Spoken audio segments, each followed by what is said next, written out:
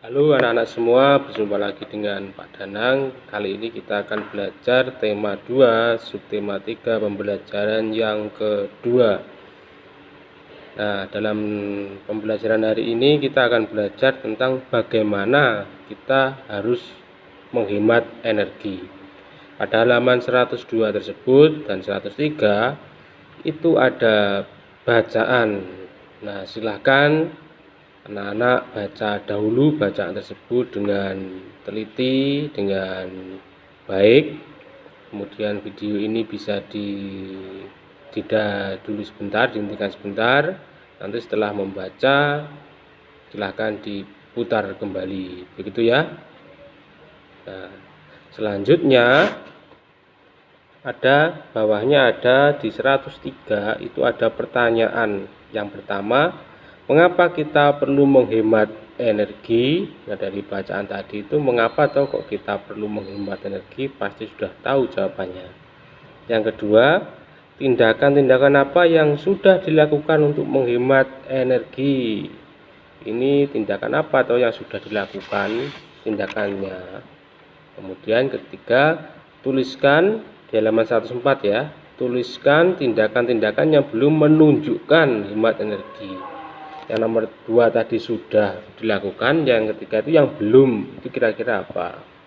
Dan yang keempat, apa hal baik yang bisa kamu pelajari dari cerita di atas. Yang cerita kamu baca tadi itu hal baiknya yang bagaimana. Selanjutnya, selalu menghemat energi, selalu berhemat energi juga cara lain paling bijak untuk mengurangi kerusakan lingkungan. Sebagai warga, sebagai bagian dari masyarakat, hal itu adalah kewajiban kita. Hal-hal apa saja yang sudah kamu lakukan untuk menghemat energi? Nah, silakan nanti dituliskan di dalam peta pikiran ini. Hal apa yang sudah saya lakukan untuk menghemat energi?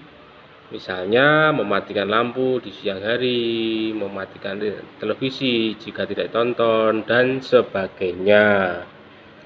Selanjutnya kamu disuruh mengamati. Sekarang amatilah lingkunganmu. Tulislah fakta-fakta yang kamu temui mengenai kesadaran masyarakat dalam menghemat energi. Kalau di buku itu kan kamu dapat melakukan wawancara kepada ketua RT atau warga lingkunganmu. Nah, itu tidak perlu kamu lakukan. Silahkan kamu amati di rumahmu saja. Amati rumahmu, kemudian tuliskan faktor-faktor yang kamu temui mengenai kesadaran masyarakat, kesadaran orang-orang di rumahmu tentang menghemat energi. Misalnya yang sudah dilakukan di rumah saya, 1, mematikan lampu saat siang hari, 2, apalagi, 3, apalagi. Nah, nanti dituliskan hal yang baiknya dan hal yang belum baik. Itu kamu amati di rumahmu saja, tidak usah di lingkungan masyarakat ya, begitu. Jadi tidak perlu bertanya kepada ketua RT atau tetangga, silahkan diamati saja di rumah tempat tinggalmu, begitu ya.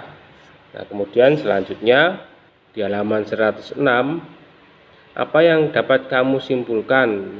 Apa warga di sekitarmu sudah menghemat energi? Ini sama tadi, apa warga di rumahmu itu sudah menghemat energi? Begitu, nanti kamu beri penjelasannya. Yang kedua, apa dampak dari tindakan yang dilakukan? Dampaknya bagaimana dari tindakan yang orang-orang di rumahmu lakukan?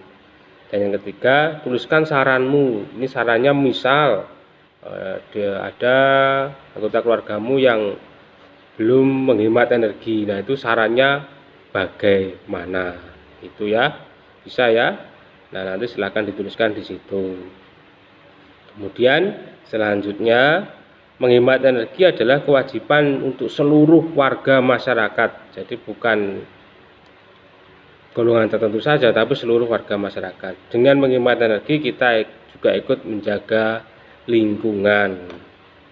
Kemudian Lani sedang berpikir bagaimana cara menghemat energi. Ini ada topik permasalahan. Setiap hari dia pergi ke sekolah diantar ayahnya naik sepeda motor. Ayah Lani pernah berkata bahwa setiap hari untuk mengantar jemput memerlukan 1/4 liter bensin. Lani mencoba menghitung selama 6 hari berapa liter bensin yang dibutuhkan Lani. Nah, sekarang kita masuk ke dalam muatan matematika. Ini berkaitan tentang pecahan. Pecahan itu ada 2 jenis, yaitu pecahan biasa dan pecahan campuran. Nah, nanti kita akan belajar bagaimana tentang pecahan tersebut. Nah, kita langsung saja kita lihat ya. Langsung kita menuju ke halaman 110. Wah, ayo berlatih. Ubahlah pecahan berikut ke dalam pecahan campuran. Bagaimana cara mengerjakannya? Nah, ini Pak Danang kasih contoh cara mengerjakannya. Silakan disimak dengan baik ya. Baik, pecahan itu ada pecahan biasa dan pecahan campuran. Contohnya 5/3 ini adalah pecahan biasa.